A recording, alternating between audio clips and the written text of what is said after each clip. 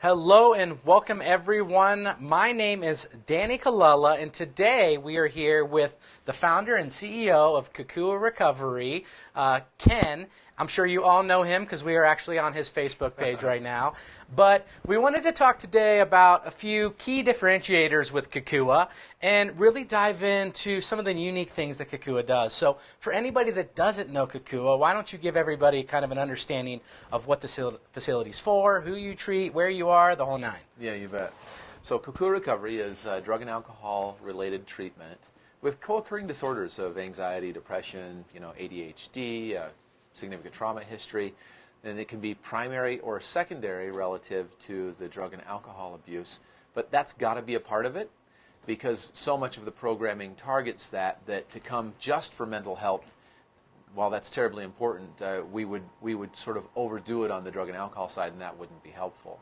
So you got to have some sort of drug and alcohol abuse issue, and then co-occurring mental health disorders. 13 to 18 years old, boys only right now. Girls site looking to open that in about 4 months. So we've got the property all taken care of in downtown Greeley, and the boys site is on the outskirts of Greeley, kind of on the northwest side.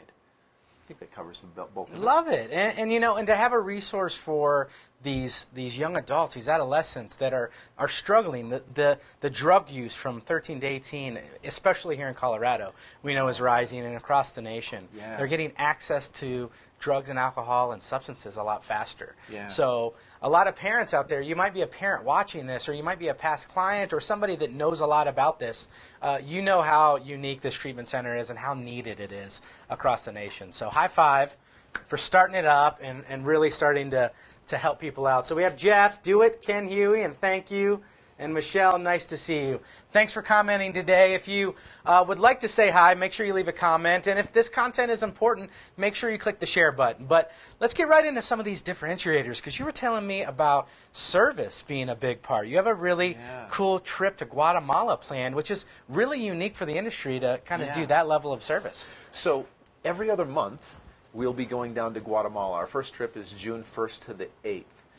And there's sort of two tracks that bring kids into our treatment. You've got pretty significant trauma history with many of the kids, and we're trying to do some real healing in a particular part of the brain that gets damaged by that trauma.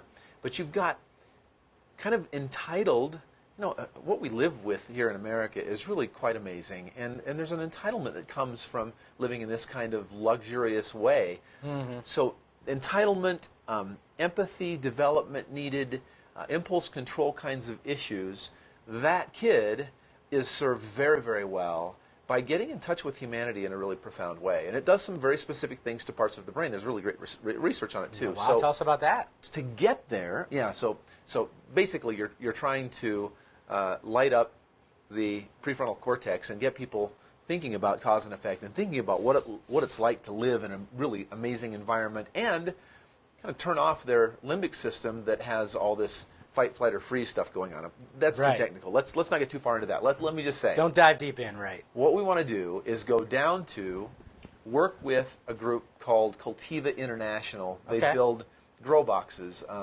garden boxes for the local community. It's a nonprofit, and the Guatemalans live on $1.70 a day, many of them. Mm-hmm.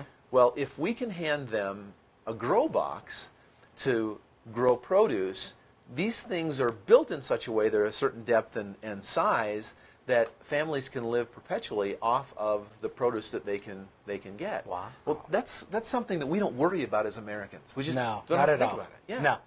So we take our kids down there, and they help build these. They're in the homes of these families, the dirt floor homes that are 10 by 20. I mean, I've been in them, and it's really quite something.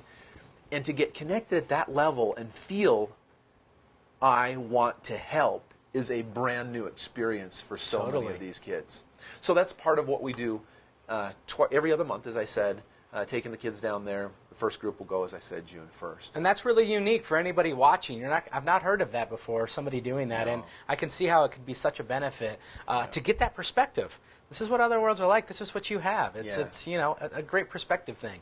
This came from, it flips a switch. It came from a program that I started out in Missouri called KALO, working with almost entirely adopted kids from outside the United States. Mm-hmm. And one of the things that we did is went and served in orphanages, and what it did to change the treatment outcomes for these kids was so powerful that that is the genesis of coming up with this thing in Guatemala. So we're pretty excited. We've already done the test run a year ago, went down and met with the right people and got everything set up. I love it. I love it. Thanks. And real quickly, I'm going to show off your amazing complex that we have. You guys have a beautiful building that is, wow, that is so nice, man. Yeah. A beautiful building. I wanted to make sure for anybody that might be an interested client or might see this, that you see how amazing this facility is that these kids actually go to. But let's dive into the second sort of differentiator, which is that adventure therapy. Talk a little bit about that. So on the other side, you've got kids then that have a trauma history. And Dr. Dan Siegel talks about the brain in these kinds of terms, that you've got a limbic system wrapped with a prefrontal cortex, and that prefrontal cortex does the cause and effect thinking, the empathy development, things that we were talking about. Yeah. When you've got a lot of trauma, that sort of goes offline. You flip your lid. You've heard that term. Yeah. And the limbic area of the brain, where fight, flight, and freeze are stored, is lit up constantly. Touch is a thing that is scary, and it shouldn't be. So we've got to get through some of those kinds of things. And to do that, we want to rewire that fight, flight, or freeze normal response of, I flip out because I'm in an argument with my parents or whatever, and off I go to use. Maybe I have a blow up, and then I'm done. And that becomes a repetitive pattern. That's just the way that it goes, running away from home and all that kind of stuff. With adventure therapy, we are out at least 2 days a week, Tuesdays and Wednesdays. The kids are out right now at a rock climbing gym. Nice. What we're doing is trying to, in an engineered way, increase the stress workload with these kids, stress them out. Yeah. But do it knowing how it's going to end. Introduce then mentor feedback that's positive, supportive, that helps them get through it and have a successful outcome. Over and over and over again. So Dr. Bruce Perry talks about the 5 R's: repetitive, relational, rhythmic, rewarding, relevant experiences, and how when we cycle through constantly in that way, repetitive, relationally, rhythmic, rewarding, when we do that, we rewire the brain so that that limbic system can sort of stop firing all the time, urging them on to go do something to medicate, and they can soothe and be calm and have positive relationships and connections and not have to use to sort of get out of that fight, flight, or freeze stuff. That is pretty cool, and that also helps them, in the future, that relapse, that feeling of, they need healthy behaviors in place of those. And when you teach them those, when you show them those, that's powerful. They take that with them in life. For sure. That's another part. So sort of the hidden side benefit is that we're giving them replacement activities. Most of the boys seem to get into the rock climbing and really plan on continuing that afterwards. Well, that's a fantastic replacement activity for drug-seeking behavior. I love that. I love that. Yeah. And as we continue, if you're out there and you've had any experience with sort of this age, 13 to 18, substance abuse treatment, feel free to share your experiences. There could be a family member or somebody seeing this video that would love to hear from someone in the past that has gone through this and done the hard work and where they've came out on the other side. So it helps others when you comment and sort of share your experience of what they've gone through, because that shame that you feel initially it's short, but it's real, and we can help people get over that when we really comment and share what's going on. So you have a lot of therapy. There's a lot of clinical hours. Yeah. And that's a differentiator with you as well. Talk a little bit about how much treatment people are getting.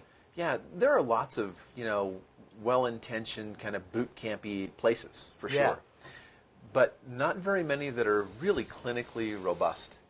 And we're clinically sound. 42 hours per week, the kids are in some sort of group, some sort of treatment led by a therapist. So you've got individual therapy, group therapy, family therapy, process group therapy, equine therapy with horses, that they're doing every week, art therapy, the adventure therapy. It is all the time. They are bathed in the right environment that sort of is the container to help them make the progress that they need to. That's a big deal. You don't, not to demean somebody that maybe has some boot camp or something and trying to do some good work, that's fine.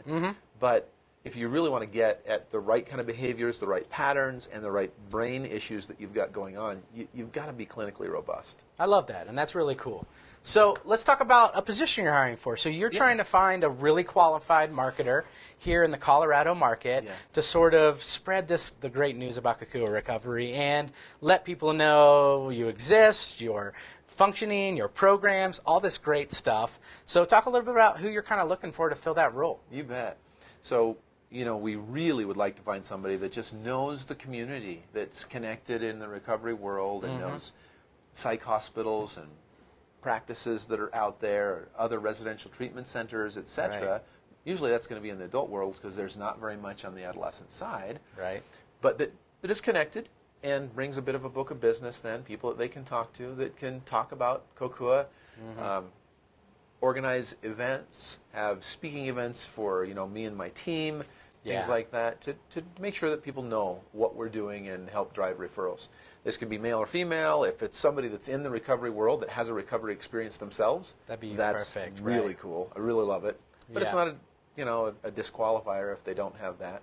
Yeah. And that's what we're looking for. Love to have that person. So if you know of anybody that might be a good candidate, one way to let them know about this video is to click the share button and then send in Messenger and just say, hey, this place is hiring. I thought you might be a great fit. And then they can go to the website, get in contact with Ken, and really go further in that process. But again, Ken, thank you for creating this facility for these young kids, 13 to 18, to really get the help that they need. Because the program you have is amazing, and the work you guys do is huge from anybody across the United States. So if you're seeing this in Wyoming, if you're seeing this in Ohio, anybody can come to the facility, can get treatment, and it just takes picking up the phone call. So, and even if you have a friend that might be going through some things in life, a nice thing to do would be to slide and say, hey, check this out. Here's some information, and I thought of you. That could be one of the that could be one of the nicest things you do today. So Jeff asked a question, is there anything available for young adults who might have stomached or have been in hold-it-in mentality? Sure. Yeah. In the young adult world, so, you know, 18 and above, there are some really fantastic programs. I would really kind of be nervous to shout out one particular program because there are some really great folks that I work with and I wouldn't want to offend anybody. But you can certainly call me and I could brainstorm that with you. 385-208-3075 is my cell. You can call the 1-800 number on the website too, at kokuarecovery.com, and that rings right to my phone. So please do that, Jeff. Which Jeff is it? Jeff Martella. Oh, hey, Jeff. Oh, How hey, you doing, Jeff. man? No, you, Jeff. Yeah. Give me a call, though, Jeff. I'd be glad to chat with you. And then any of my friends watching this, if you'll share this on your Facebook, that would be amazing. The more that we do that way, it really gets the word out. So please, any of my friends watching this, share it. I'm glad you said that because that's the point. We want this video to get in front of a family member or somebody that's struggling, and then this resource shows up right in their feed to actually let them know that there's an option because they don't always know that.